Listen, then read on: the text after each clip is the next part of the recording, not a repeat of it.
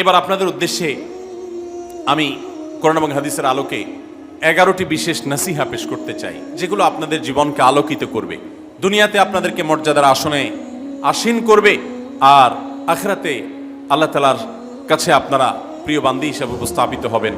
আল্লাহর কাছে আল্লাহর প্রিয় বান্দী হিসেবে উপস্থাপিত হয়ে জান্নাত লাভ করতে পারবেন। এরকম 11টি পরামর্শ বা নাসিহা আপনাদের প্রতি আমার। নাম্বার 1, কোরআন এবং হাদিসের জ্ঞান অর্জন করা। এটা সকল পুরুষ এবং নারী সকলের জন্য ফরজ। কোরআন এবং হাদিসের জ্ঞান অর্জন করা আমাদের জন্য ফরজ। আমরা অনেকেই আছি যারা ইসলামের ফরজ বিধিবিধানগুলো জানি না। আমাদের যেগুলো অবশ্য কর্তব্য সেগুলো আমরা অনেকে জানি না, শুধু নামে মুসলমান।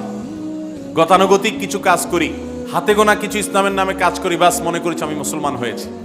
আপনাকে ঈমান সম্পর্কে জানতে হবে।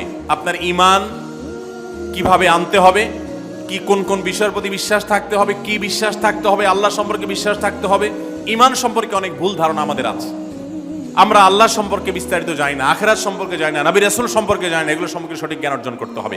5 ওয়াক্ত নামাজ এর বিধিবিধানগুলো, কখন কোনটা পড়তে হয়, ওয়াক্ত কখন থাকে কখন যায়, অনেক মহিলা আছেন জানেন না, অনেক নারীরা আছেন, অনেক পুরুষরা আছেন জানেন না। এগুলো জানতে হবে। ইসলামকে জানাটা অনেক গুরুত্বপূর্ণ। আর জানার জন্য কোরআনে কারীম বুঝে পড়বেন, হাদিস বুঝে পড়বেন, মাসলা মাসালের বই পুস্তক বুঝে পড়বেন ওলামাদের তত্ত্বাবধানে থেকে, এবং কোরআন এবং হাদিস শেখার যত ভালো আয়োজন উদ্যোগ আছে সেগুলোতে শামিল হবেন, জ্ঞান অর্জন করবেন। এটা ইসলামের গুরুত্বপূর্ণ একটা ব্যাপার। জ্ঞান অর্জন যদি না করেন তাহলে আপনি ইসলামের কোনো কাজ করতে পারবেন। ইসলামের সবকিছুর আগে হলো জ্ঞান অর্জন করা। সবকিছুর আগে ইসলাম সম্পর্কে ইলম অর্জন করতে হবে, কোরআন হাদিসের নলেজ অর্জন করতে হবে। নাম্বার 2, 5 ওয়াক্ত নামাজ। নবী সাল্লাল্লাহু আলাইহি সাল্লাম জান্নাতে, মেয়েদের জান্নাতে যাওয়ার শর্টকাট যে সিলেবাস দিয়েছেন, শর্টকাট যে ওয়ে বলেছেন, 4টা শর্ত দিয়েছেন। এর মধ্যে থেকে একটা হলো 5 ওয়াক্ত নামাজ ঠিকঠাক মতো যদি আদায় করেন। অনেক মহিলারা আছেন যোহরের নামাজ আসরের সময় গিয়ে আদায় করেন, আসরের কাছাকাছি আদায় করেন, কারণ গৃহস্থলী কাজে ব্যস্ত থাকেন, রান্নাবাড়ার কাজে ব্যস্ত থাকেন, গা গোসল নিয়ে ব্যস্ত থাকেন। করছি করে এই রান্নাবাড়া করা, সবাইকে খাবার দাবার দেওয়া, ছেলে মেয়েকে খাবার দাবার দেওয়া, ঘর ইত্যাদি মোছা ধোয়া, এগুলো করতে করতে, নিজের গোসল টোসল করতে করতে 3টা 3:30 বেজে যায়। অনেক সময় আসরের ওয়াক্তের কাছাকাছি গিয়ে তারপর যোহরের নামাজ আদায় করেন। খুবই গর্হিত একটা কাজ। আমার মা বোনরা সতর্ক থাকবেন এ ব্যাপারে, যে নামাজ সময় মতো আদায় করতে হবে।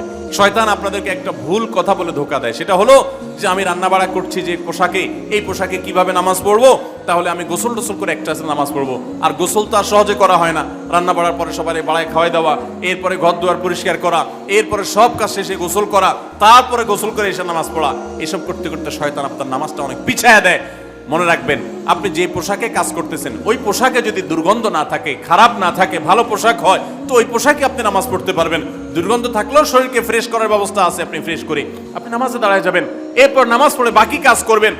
নামাজকে বলবেন না যে আমার অনেক কাজ আছে, এগুলো শেষ করে নামাজ পড়বো।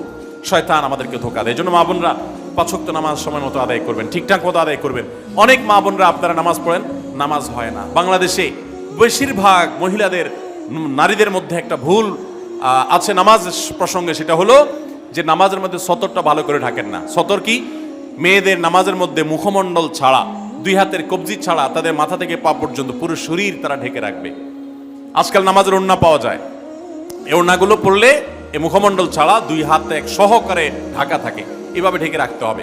আপনি যদি নামাজ পড়েন, আপনার গলা দেখা যায়, আপনার কাঁধের কিছু অংশ দেখা যায়, চুল দেখা যায়, আপনার হাতের কনুই দেখা যায়, তাহলে সেক্ষেত্রে কিন্তু আপনার নামাজ হবে না। যদি আপনার পুরো নামাজ জুড়ে এরকম খালি থাকে এগুলো, তাহলে নামাজ হবে না। অনেক বোনরা এটা জানেন না, তাহলে নামাজটা ঠিকঠাক মতো পড়তে হবে। জান্নাতে যাওয়ার জন্য এটা পূর্ব শর্ত। নাম্বার 2। নাম্বার 3, রমজান মাসে রোজা রাখা। রোজা রাখার ক্ষেত্রে আলহামদুলিল্লাহ মা বোনরা রাখেন সাধারণত, কিন্তু রোজা রেখে গীবত, মিথ্যা, শেকায়েত, মানুষের পিছনে সমালোচনা করা, এগুলো করলে রমজান নষ্ট হয়ে যায়, রোজা নষ্ট হয়ে যায়। এগুলো করা যাবে না, এগুলোতে বেঁচে থাকতে হবে। সেই সাথে অনেক মা বোন আছেন, একটু সন্তান গর্ভে আসছে, কিন্তু সন্তান দুধ কিংবা সন্তান দুধ পান করে, এই অজুহাত দিয়ে তিনি দেখা যায় যে রমজানের রোজা ঠিক মতো রাখেন না। এটা ভুল। বরং সামান্য একটু ঠুনকো অজুহাতে রমজানের রোজা বাদ দেওয়া যাবে না।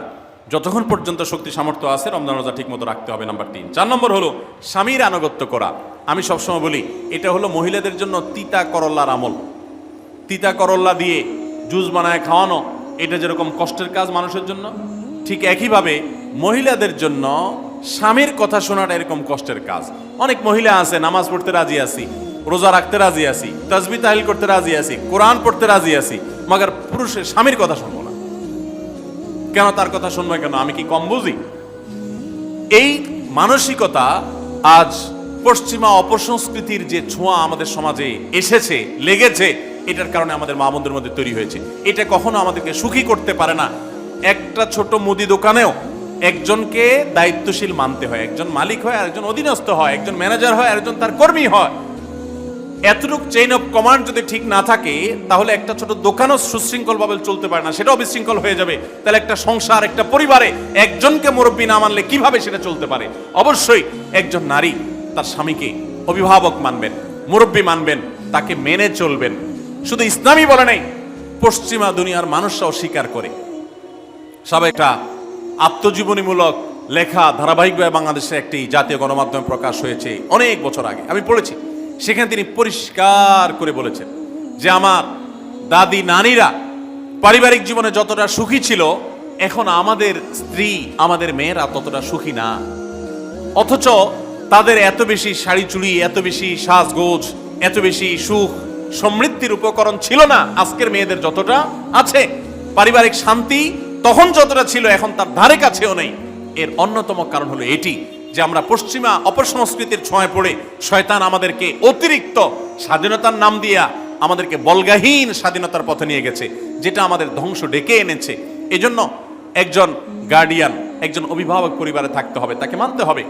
আপনি নারী হিসাবে আপনার স্বামীটাকে যদি মনে হয় একটু বোকা কিসিমের, সে বুঝে না, আপনি অবশ্যই ডেফিনেটলি আপনি তাকে বুঝাবেন, আপনি তাকে আপনার মতামত বলবেন, তারও কর্তব্য আপনার মতামত গ্রহণ করা। কিন্তু এর মানে এই না যে আপনি তাকে ডিনাই করবেন, পাত্তা দিবেন না, অবজ্ঞা করবেন, তার কাছে জিজ্ঞেস করা ছাড়া যেদিক সেদিক যাবেন, যা খুশি তা করবেন, এটা উচিত না। আপনার জান্নাতে যাওয়ার প্রয়োজনে ওই যে তিতা করল্লা বলেছি, সে যদি কোনো দিক থেকে তাকে মানতে আপনার কষ্ট হয়, আপনার থেকে সে পিছিয়ে আসে বুদ্ধিতে জ্ঞানে, তারপরে একটু কষ্ট করে ঢোক গিলেন, একটু কষ্ট করে সবর করেন, শুধুমাত্র জান্নাতের আশায় আল্লাহ তাআলা আপনাকে মর্যাদা দিবেন, দুনিয়াতে বড় করবেন, আখিরাতে বড় করবেন।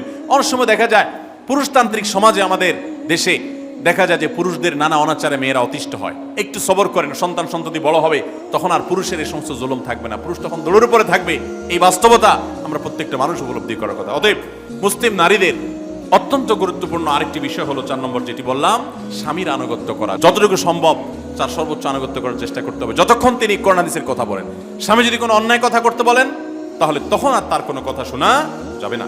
নাম্বার 5, একজন মুসলিম নারীর জন্য তার ইজ্জতের হেফাজত অত্যন্ত গুরুত্বপূর্ণ ব্যাপার। এমন একটা সমাজে আমরা বসবাস করতেছি, পাঠ্য বইয়ে শিক্ষার নামে আমাদের সন্তানদের চরিত্র নষ্ট করে দেওয়া হচ্ছে, বিবাহ বহির্ভূত সম্পর্ক করতে তাদেরকে উস্কানি দেওয়া হচ্ছে, শিক্ষার নামে কুশিক্ষা দেওয়া হচ্ছে, যার কারণে আমার সন্তান নষ্ট হয়ে যাচ্ছে। এই জন্য আমি বলি, এমন যুবক, এমন যুবতী আজকাল সোনার হরিণ হয়ে গেছে।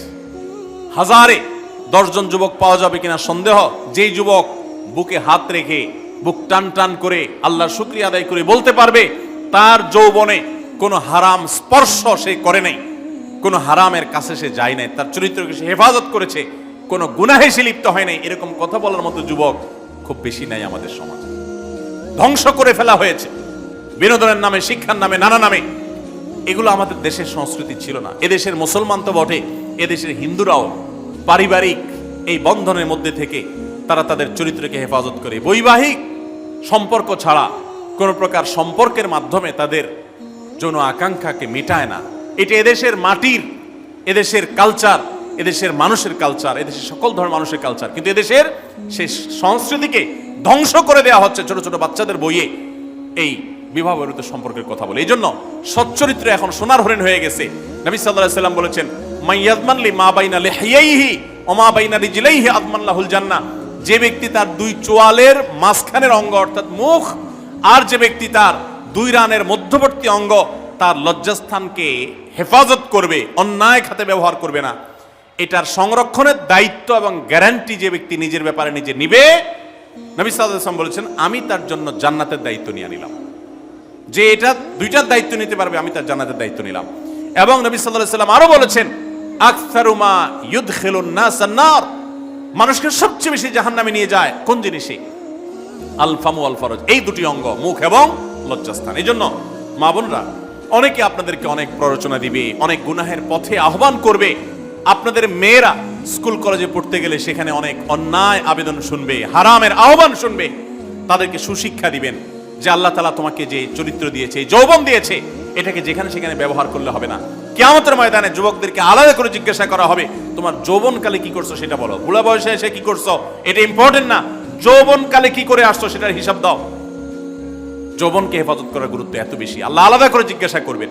এই জন্য মা বোনদের কর্তব্য তাদের মেয়েদেরকে, ছেলেদেরকে অসৎ চরিত্রতা থেকে হেফাজত করবেন, সংরক্ষণ করবেন, তাদেরকে বুঝাবেন, তাদেরকে সেভাবে বড় করবেন যে বিয়ে শাদীর মাধ্যমে, সাংসারিক জীবনের মাধ্যমে তোমরা তোমাদের এই জীবনকে তোমরা উপভোগ করবে। আল্লাহ তাআলা তোমাদের জন্য যে নেয়ামত রেখেছেন সেই নেয়ামত তোমরা পাবে, কিন্তু অবৈধ উপায়ে কখনো তোমরা সেদিকে পা বাড়াবে না। যারা বাড়ায় তাদের দুনিয়াতেই ধ্বংস হয়, আখিরাত তো আছেই। এই অবৈধ সম্পর্ক করে সুখে থাকে খুব কম মানুষ। যারা যত বেশি এই জগতে যায় তারা তত বেশি অসুখী থাকে দাম্পত্য জীবনে। অতএব একজন নারী তার 5 নম্বর গুরুত্বপূর্ণ বিষয় হলো তার ইজ্জতের হেফাজত, লজ্জাস্থানের হেফাজত এবং তার চরিত্রের হেফাজত। আল্লাহ তাআলা আমাদের মা বোনদেরকে সেই তৌফিক দান করুন। অনেক সময় দেখা যায় যে সবই ঠিক আছে, আপনি সোশ্যাল মিডিয়াতে পুরুষের ছবি দেখে, ভিডিও দেখে আপনি হারাম আনন্দ পাচ্ছেন। আপনি ইমোতে, হোয়াটসঅ্যাপে, মেসেঞ্জারে বিভিন্ন পুরুষের সাথে অপ্রয়োজনীয় চ্যাটিং করছেন, কথা বলছেন, এবং সেখানে এই বেহুদা কথা থেকে অনেক অনাচার হয়ে যায়, অনেক সংসার ভেঙে যায়, অনেক পরকীয়া হয়, অনেক সংসার ধ্বংস হয়। এই জন্য আল্লাহ বলেছেন ওয়ালা তাকরাবুজ জিনা, জেনার কাছেও যেও না, চ্যাটিংই করতে যেও না, কারণ করতে গেলে তুমি ডুবে যাবা, পরে ফিরে আসতে পারবা না। ভয়ঙ্কর এক গুহা এবং ভয়ঙ্কর এক জগৎ। এই পথ থেকে আমাদেরকে বেঁচে থাকতে হবে। আল্লাহ আমাদের তৌফিক দান করুন। নাম্বার 6, মা বোনদের জন্য গুরুত্বপূর্ণ বিষয় হলো সন্তানদের লালন পালন করা। আপনি বাজার থেকে 2-4 কেজি আম কিনে খাইছেন, এটাতে আপনি যতটা সুখী হতে পারবেন, আপনি যদি একটা আমের গাছ লাগাই দিতে পারেন তাহলে তার চাইতে অনেক বেশি সুখী হতে পারবেন, আপনি বেশি লাভবান হবেন, আপনি মনকে মন আম খেতে পারবেন, আপনার বংশধররা খেতে পারবে।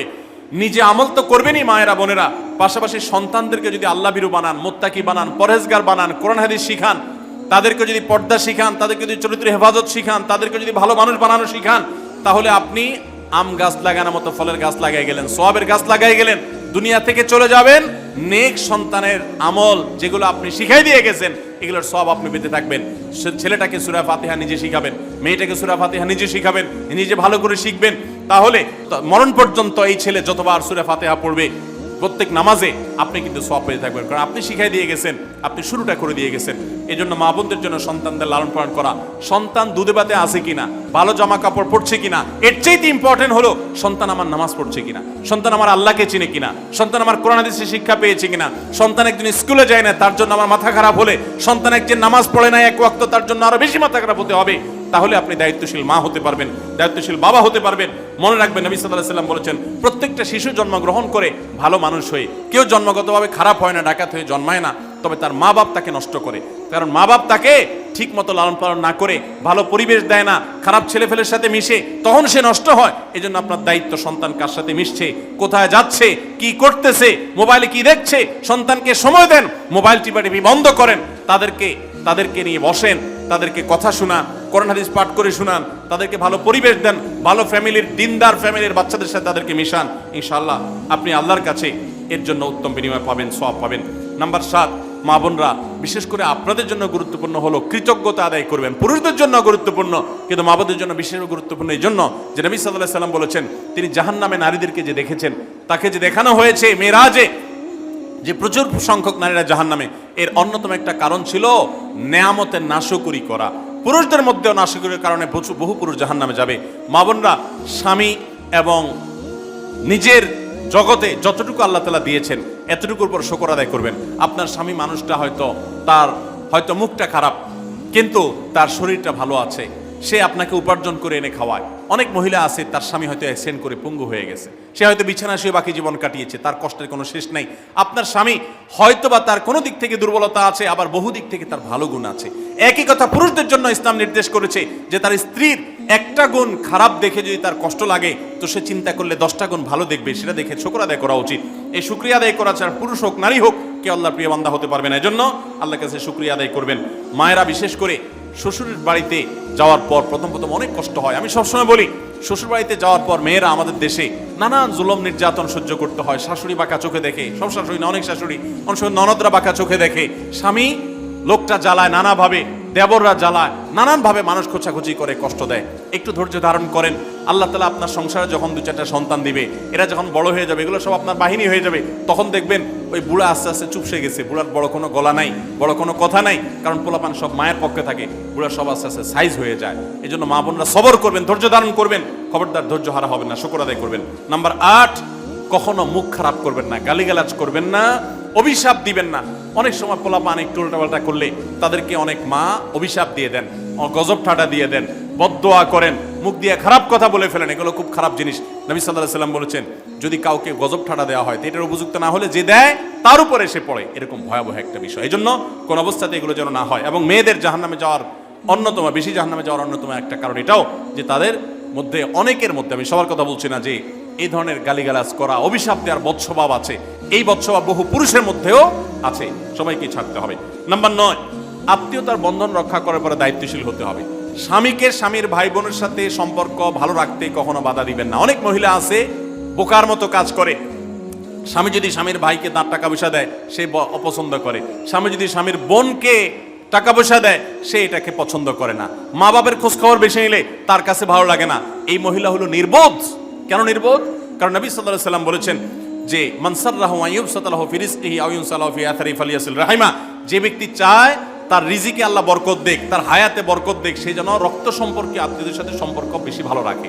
তাহলে আপনার স্বামীর রিজিক বেশি হোক, টাকা পয়সা বেশি হোক, তার হায়াতে বরকত হোক, এটা যদি আপনি চান তাহলে আপনি বরং তারা উৎসাহিত করা উচিত। তোমার ভাইটার খবর নাও, তোমার বোনটার বাড়িতে যাও, তোমার মা বাপের খেদমত করো, তাদের সাথে যত সম্পৃক্ত থাকবে আপনার স্বামীতে আল্লাহ তাআলা তত বরকত দান করবেন। এই জন্য তাকে সেটা করবেন। আবার পুরুষদেরও উচিত মেয়েদেরকে সুযোগ দেওয়া, তারা তাদের বাপ, মেয়েরও তো কর্তব্য আছে তার বাপ মার প্রতি, বাপ মার খেদমত করবে, বাপ মার জন্য হাদিয়া তোফা দিবে। অনেক পুরুষরা আছে মেয়েদের পাওনা অধিকারই দেয় না, হাদিয়া তোফা কোত্থেকে দিবে, তাদের মহরটাই দেয় না, তাদের হাত খরচ দেয় না। আলাদা কিছু হাত খরচ দেওয়া উচিত, যে তার মতো সে খরচ করবে, তার মা বাপের জন্য খরচ করবে। এগুলোর বিনিময়ে আমরা আল্লাহর কাছে জান্নাত পাবো। অতএব এই আত্মীয়তার সম্পর্ক রক্ষা করা গুরুত্বপূর্ণ। নাম্বার 10, সাদাকা করবেন। সাদাকা জাহান্নাম থেকে মুক্তির কারণ। নবী সাল্লাল্লাহু আলাইহি সাল্লাম জাহান্নামের ব্যাপারে সতর্ক করেছেন আপনাদেরকে, আমাদের সবাইকে। অতএব সাদাকা দিলে জাহান্নাম থেকে মুক্তির একটা পথ আমরা পাই, সুগম হয়। এবং নবী সাল্লাল্লাহু আলাইহি সাল্লামের সময় মহিলা সাহাবীরা তাদের গহনা খুলে আল্লাহর রাস্তায় দান করতেন। এজন্য মসজিদ, মাদ্রাসা, বিভিন্ন গুরুত্বপূর্ণ যে দানের খাতগুলো আছে সেগুলোতে বেশি বেশি দান করবেন, বেশি বেশি আল্লাহর রাস্তায় ব্যয় করবেন, যতটুকু তৌফিক আছে ততটুকু। এখন মহিলারা দান করবে কোত্থেকে? পুরুষরা মহরের টাকাই পরিশোধ করে না, বেচারে দান করবে কোত্থেকে? এই জন্য পুরুষরা দায়ী হবে। এবং মহিলারাও তাদের মহরের টাকা যেন অনাদায় না থাকে, তারা যেভাবে চেষ্টা করলে হয় সেভাবে চেষ্টা করবেন। এবং তাদের হাত খরচ আলাদা দেওয়া উচিত, এবং তারা পর্দার মধ্যে থেকে তাদের মতো উপার্জনও করতে পারেন, সেটাও শরীয়ত তাদের জন্য সুযোগ রেখেছে। যেভাবে হোক তারাও সাদাকার চেষ্টা করবেন। 11 নম্বর সর্বশেষ হলো সময়ের অপচয় করবেন না। এখন এমন একটা সময় চলছে, বেশিরভাগ মানুষ জাহান্নামে যাবে যেই কারণে, আজকের যুগে সবচেয়ে বেশি আমরা বিপদগামিতার মুখে যাচ্ছি যে কারণে, সেটার অন্যতম হলো এই স্মার্টফোনের অপব্যবহার। আমরা অনেকে আছি টেলিভিশনের বিভিন্ন সিরিয়ালে আসক্ত, অনেকে আছি বিভিন্ন নাটক সিনেমায় আসক্ত, অনেকে আছি ফেসবুক এবং ইউটিউবে এগুলোতে আসক্ত। বিশেষ করে মা বোনদেরকে বলছি, অনেকেই আছেন এখনো রিমোট ছাড়া তার পেটের ভাত হজম হয় না, সারাদিন রিমোট হাতে বসে থাকেন, একটা পর একটা সিরিয়াল এবং চ্যানেল পাল্টাতে থাকে। মনে রাখবেন, সফল ইমানদার হতে হলে এই অনর্থক কাজ না ছাড়লে আপনি সফল ইমানদার হতে পারবেন না। অনেকে নামাজে পড়ে আবার সিরিয়ালও দেখে, অনেকে আছেন ফেসবুকে ঘন্টাকে ঘন্টা, ইউটিউবে ঘন্টা ঘন্টা সময় নষ্ট করেন। এর জন্য আল্লাহর কাছে জবাবদিহি করতে হবে। কিয়ামতের ময়দানে আল্লাহ তাআলা কয়েকটা প্রশ্ন উত্তর দেওয়া ছাড়া একজন মানুষকেও নড়তে দিবেন না। এর ভিতরে একটা হলো যে তোমার সারা জীবনে কি অর্জন করেছো। সময়ের অপচয় করা যাবে না। সময় হলো জীবনের সবচেয়ে মূল্যবান সম্পদ। অতএব আল্লাহ তাআলা আমাদের সবাইকে জীবনের এই অমূল্য সম্পদ সময়কে সংরক্ষণ করার তৌফিক দান করুন। মা বোনরা, আপনাদেরকে আমি আল্লাহর ওয়াস্তে উপদেশ করতেছি, যারা বদভ্যাস আছে ফেসবুক, ইউটিউবে ঘন্টা ঘন্টা পড়ে থাকার, প্রয়োজনে এগুলো সব ডিলিট করে দেন মোবাইল থেকে। প্রয়োজনে আপনি এই মোবাইল বিক্রি করে বাটন ফোনে চলে যান। নিজের বদভ্যাসকে নিয়ন্ত্রণ করতে না পারলে প্রথমে চেষ্টা করেন, এরপর না পারলে প্রয়োজনে বাদ দিয়ে দেন। আল্লাহর জন্য যদি ত্যাগটা করেন, কিয়ামতের ময়দানে বলতে পারেন, আল্লাহ গুনাহ থেকে বাঁচার জন্য, তোমাকে খুশি করার জন্য আমি স্মার্টফোন পর্যন্ত রাখি নাই, বাটন ফোনে চলে গেছি। আল্লাহ তাআলা খুশি হবেন ইনশাআল্লাহ বিইذنিল্লাহ। বহু মায়েরা তাদের সন্তান নষ্ট হয়ে যাচ্ছে এই মোবাইলের আসক্তি, সিরিয়ালের আসক্তির কারণে। তাদের স্বামীর সাথে সম্পর্ক নষ্ট হয়ে যাচ্ছে এই সমস্ত আসক্তির কারণে। অনেক গুনাহের পথে তারা চলে যাচ্ছেন এই সমস্ত আসক্তির কারণে। এই জন্য এগুলোকে নিয়ন্ত্রণ না করলে আপনি কখনো নেককার হতে পারবেন না। আপনার সন্তানকে মোবাইল দেখে খাওয়াবেন না। আমি আমার সন্তানকে মোবাইল দেখে খাওয়াই না। আমরা সব জায়গায় বলি মোবাইল দেখা কার্টুন দেখায়, মোবাইল দেখায় বাচ্চাকে খাওয়াবেন না। বাচ্চা কাচ্চা এখন ক্রেজি হয়, আতপাগল কিসিমের হয়, জিদি হয়, বদমেজাজি হয়, ভাঙচুর করে। কেন হয়? কারণ সারাদিন আপনি ওর মোবাইলে কি দেখান? কার্টুন দেখান। কার্টুন মানে কি? মার মার, কাট কাট, হ্যাঁ, সবকিছু ধ্বংস করে ফেলা, গুলি করা, বোমা মারা, হ্যাঁ, সাপ হয়ে সব খেয়ে ফেলা, এটাই তো। এগুলো বাচ্চাদেরকে ক্রেজি করে, বাচ্চাদেরকে মানসিকভাবে অসুস্থ করে, ধ্বংস করে দেয়। তাদেরকে ফিজিক্যাল খেলাধুলা শারীরিকভাবে করতে পারে এরকম খেলাধুলার ব্যবস্থা করেন, দৌড়াদৌড়ি করার ব্যবস্থা করেন। বাচ্চারা সুস্থ থাকবে, ভালো থাকবে। মোবাইল থেকে তাদেরকে বাঁচান, টেলিভিশন থেকে তাদেরকে বাঁচান, এবং কার্টুন থেকে, ভিডিও গেমস থেকে তাদেরকে বাঁচান। না বাঁচাতে পারলে আপনার দুনিয়া আখিরাত সব ধ্বংস হয়ে যাবে। অতএব আজকের এই মাহফিল থেকে আসুন, প্রতিজ্ঞা করি যে আমরা সময় নষ্ট করব না, সময়ের অপচয় করব না, প্রয়োজন ছাড়া মোবাইল হাতাহাতি ঘাটাঘাটি করব না, ঘন্টায় ঘন্টা মোবাইলকে সময় দিব না। অনেক মেয়েরা আছেন, অনেক পুরুষরা আছেন, এই একটি অপকর্মের কারণে তার শিক্ষা জীবন ধ্বংস হয়ে যায়, চাকরি নষ্ট হয়ে যায়, ব্যবসা লাডে উঠে, মা বাবার সাথে সম্পর্ক নষ্ট হয়, স্বামী স্ত্রীর সম্পর্ক নষ্ট হয়, সাংসারিক জীবন ধ্বংস হয়ে যায়, সবকিছু ধ্বংস হয়ে যায় শুধু এই মোবাইল ফোনের অনিয়ন্ত্রিত ব্যবহার করার কারণে। যারা মোবাইলকে নিয়ন্ত্রণ করতে পারেন না, ডাইরেক্ট হয়ে গেছেন, সারাক্ষণ হাতে হাতে মন চায়, তারা একটা শক্ত সিদ্ধান্ত নেন, প্রয়োজনে আমি স্মার্টফোন বিক্রি করে দিব। 6 মাস 8 মাস আপনি কিছুদিনের জন্য, 1 বছরের জন্য বাটন ফোনে চলে যান, এরপর আবার ব্যাক করলে আশা করা যায় আল্লাহ আপনাকে হেফাজত করবেন। এবং ইসলামের নাম দিয়ে, অনেকে বলে আমি ইউটিউবে ওয়াজ শুনি, ফেসবুকে ওয়াজ শুনি, ওয়াজের নাম দিয়া আপনি যে কি করেন কি না করেন সেটা আপনার আরশের মালিক সবই জানেন। অতএব যে ওয়াজ শুনতে গিয়ে আপনার আকাম কুকাম করা লাগে, খারাপ জিনিস দেখা লাগে, ওই ওয়াজ শোনার কথা আপনাকে ইসলাম বলে নেই। আল্লাহ তাআলা আমাদের সবাইকে সবগুলো বিষয় আমল করার তৌফিক দান করুন। আমরা আবারও বলছি, আজকে আমাদের মা বোনদেরকে লক্ষ্য করে বিশেষ করে যে 11টি করণীয় আপনাদের জীবনকে সোনালী জীবনে পরিণত করতে পারে, আপনাদের জীবনটাকে সমৃদ্ধ করতে পারে, সুখী করতে পারে, এবং আল্লাহর কাছে আপনাদেরকে জান্নাতের উপযুক্ত করবে। কিয়ামতের ময়দানে সুন্দর হাসি, সুখের হাসি, তৃপ্তির হাসি আপনাদেরকে হাসাবে ইনশাআল্লাহ। সেই 11টি নসিহা, সেই 11টি বিষয়ের প্রথমটি হলো কোরআন এবং হাদিসের জ্ঞান অর্জন করবেন। অনেক ভালো ভালো বই আছে কোরআন হাদিস ভিত্তিক, সেগুলো পড়বেন। দিন শিক্ষার যত আয়োজন আছে সেগুলোর সাথে সম্পৃক্ত হবেন। অনলাইনে অনেক কোর্স করা যায়, সেগুলোতে আপনি সম্পৃক্ত হতে পারেন। যেভাবে হোক আপনাকে কোরআন হাদিসের কথা জানতে হবে। আল্লাহ কি বলেছেন, রাসূল সাল্লাল্লাহু আলাইহি ওয়াসাল্লাম কি বলেছেন, মাসালা মাসাইল কখন কি করা উচিত, কোরআন হাদিসে কি বলা আছে, এগুলো জানতে হবে আপনাকে। যতটুকু সম্ভব জানার চেষ্টা করবেন। নাম্বার 2, 5 ওয়াক্ত নামাজ সঠিকভাবে আদায় করবেন, সময় মতো আদায় করবেন। জোহরের ওয়াক্ত বাসার কাজ কাম শেষ করে গোসল করে একেবারে 3টার দিকে একসাথে পড়বো, এটা করা যাবে না, বরং সময় মতো আদায় করতে হবে। এবং মেয়েদের যে সতর, এই সতর ঢাকার পরে সতর্ক থাকতে হবে। পুরো শরীর মুখমণ্ডল ছাড়া যেন ঢাকা থাকে, চুল, গলা, হাতের গোছা, কনুই, এগুলো যেন দেখা না যায়, খেয়াল রাখতে হবে। এবং নামাজ ধীরে ধীরে পড়তে হবে। অনেক মহিলা অনেক দ্রুততার সাথে নামাজ পড়েন, এবার পড়লে হবে না। নাম্বার 3, রমজানের রোজা ঠিক মতো রাখতে হবে, যথাযথভাবে রাখতে হবে। রোজা রেখে গীবত, শিকায়েত, মিথ্যা, গালমন্দ এগুলো করা যাবে না। নাম্বার 4, স্বামীর আনুগত্য করতে হবে। নিজের কাছে খারাপ লাগলেও একটু সবর করতে হবে, যতক্ষণ পর্যন্ত স্বামী ন্যায়সঙ্গত কথা বলে, অন্যায় কাজ করতে না বলে, গুনাহের কাজ করতে না বলে, তখন পর্যন্ত তার কথা মানতে হবে। নিজের খারাপ লাগলেও মানবেন, আপনার জান্নাতের প্রয়োজনে, সুশৃঙ্খলার প্রয়োজনে, পারিবারিক শান্তির প্রয়োজনে। ইনশাআল্লাহ আপনি সুখে থাকবেন দুনিয়া এবং আখিরাত উভয় জগতে। নাম্বার 5, নিজের ইজ্জত সম্ভ্রম হেফাজত করবেন। অনলাইনে অফলাইনে কারোর সাথে হারাম সম্পর্ক করবেন না, কোনো গায়রে মারাম পুরুষ সাথে অযথা যোগাযোগ করবেন না, চ্যাটিং করবেন না, এবং সোশ্যাল মিডিয়াতে হারাম জিনিস দেখা থেকে নিজের চোখকে হেফাজত করবেন, বাঁচিয়ে রাখবেন। নাম্বার 6, নিজের সন্তানদেরকে দিন শিখাবেন, তাদেরকে কোরআন হাদিস শিখাবেন, উত্তমভাবে লালন পালন করবেন, তাদেরকে নামাজ শিখাবেন, মেয়েদেরকে পর্দা শিখাবেন, তারা যেন চরিত্রে হেফাজত করে সেই শিক্ষা তাদেরকে দিবেন। উপযুক্ত হওয়ার পর ছেলে মেয়েকে বিয়ে দিবেন, কোনোভাবে যেন হারাম সম্পর্কে না জড়ায় সেজন্য সাবধান থাকবেন। ভালো ফ্যামিলির সাথে তাদেরকে উঠা বসা করাবেন, ভালো শিক্ষা প্রতিষ্ঠানে দিবেন যেখানে দিলে তার ইমান আমল হেফাজত থাকবে। নাম্বার 7, আল্লাহর শুকরিয়া আদায় করবেন, বান্দারও শুকরিয়া আদায় করবেন। আল্লাহ যা দিয়েছেন, যতটুকু আছে স্বামীর সংসারে আলহামদুলিল্লাহ বলতে শিখবেন, আল্লাহ তাআলা বাড়াই দিবেন ইনশাআল্লাহ। নাফরমানি, নাশুকরি করবেন না, তাহলে আপনি নিজেই ক্ষতিগ্রস্ত হবেন, কষ্টের মধ্যে থাকবেন। আর শুকরিয়া আদায় করলে আপনার নিজেরই মানসিক প্রশান্তি হবে, আল্লাহর নিয়ামত বাড়িয়ে দিবেন। নাম্বার 8, কোনো প্রকার অভিশাপ গালমন্দ করবেন না, সেটা ছেলে মেয়েকে হোক, সংসারকে হোক, স্বামীকে হোক, কোনো কিছু না, ধৈর্য ধারণ করতে হবে। পুরুষদের জন্য এই কথাগুলো প্রযোজ্য। আর নাম্বার 9, আত্মীয়তার সম্পর্ক রক্ষা করতে হবে, ছিন্ন করা যাবে না। নিজের স্বামীকে তার বাপ, তার বোন, তার মা, তার ভাই, তাদের সাথে সুসম্পর্ক বজায় রাখতে সাহায্য করবেন, বাধা দিবেন না, পারলে আরো সাহায্য করবেন, এটা আপনারই লাভ হবে। আবার স্বামীদেরও উচিত স্ত্রীকে তার পরিবারের সাথে সম্পর্ক বজায় রাখার জন্য সাহায্য করা।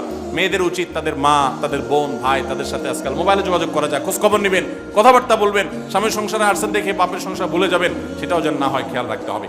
নাম্বার 10, যতটুকু সম্ভব দান সাদাকা করবেন। দান সাদাকা জাহান্নাম থেকে মুক্তির কারণ হয়। সেটার জন্য সাধ্য অনুযায়ী করবেন। পুরুষরা তাদের জন্য এই ক্ষেত্রে হেল্প করবেন, যাতে তাদের মোহর ইত্যাদি দেওয়া, মাসে হাত খরচ কিছু দেওয়া, যাতে তারা সাদাকা করতে পারে সেই সুযোগ। আজকাল দেখা যায় অনেক মেয়েরা টাকা পয়সা পেলে মার্কেটে চলে যাবেন, কি কিনবে এটা নিয়ে অস্থির হয়ে যান। মার্কেটে আপনি যা দরকার হলে যাবেন, কেনা দরকার হলে কিনবেন, কিন্তু দানের জন্য একটা খাত রাখবেন। পারিবারিক সাদাকা বাক্স, একটা বাক্স রাখবেন, যে খুচরা টাকা পয়সা বা বিভিন্ন টাকা পয়সা ছেলে মেয়েরা রাখবে, আপনি রাখবেন, উৎসাহিত করবেন। এটা দিয়ে একটা গরিব ফ্যামিলি মুখে হাসি ফোটাবেন, একটা ভালো কাজ করবেন, পারিবারিকভাবে এরকম দানের ব্যবস্থা করবেন। বোনেরা, সর্বশেষ হলো সময় নষ্ট করবেন না সোশ্যাল মিডিয়াতে। আল্লাহর ওয়াস্তে এটা থেকে নিজেকে বাঁচাবার জন্য সংগ্রাম করেন। যারা এখনো এই রোগ থেকে বাঁচতে পারেন নাই, আল্লাহর কসম করে বলছি, দুনিয়ার জীবনটাই ধ্বংস হবে, অসুখী থাকবেন, অশান্তিতে থাকবেন, আখিরাতের ধ্বংস তো আছেই। অতএব ফেসবুক, ইউটিউব, এটা যদি আপনাকে দেখতে হয়, খারাপ কিছু যেন না আসে সেভাবে ফিল্টার করে নেবেন, এবং নিয়ন্ত্রিত নির্দিষ্ট সময়ের বেশি দেখবেন না। 10 মিনিট সকাল দুপুর রাত, এর বেশি বিকাল, আমি এর বেশি দেখবো না। ঘন্টায় ঘন্টা টিপবেন না। অনেক মহিলা আছে স্বামীকে সময় দেওয়ার সুযোগ নাই, সন্তানের দিকে তাকাবার সুযোগ নাই, উনি টেলিভিশন এবং মোবাইলে আসক্ত, এবং এটা আমাদের সমাজকে ধ্বংস করে দিচ্ছে। নিজের ক্ষতি নিজে করছেন, নিজের পায়ে কুঠারাঘাত করছেন। আল্লাহ তাআলা আমাদের সবাইকে এই সব বিষয়গুলোকে মেনে চলে, এই 11টা পয়েন্টকে মেনে চলে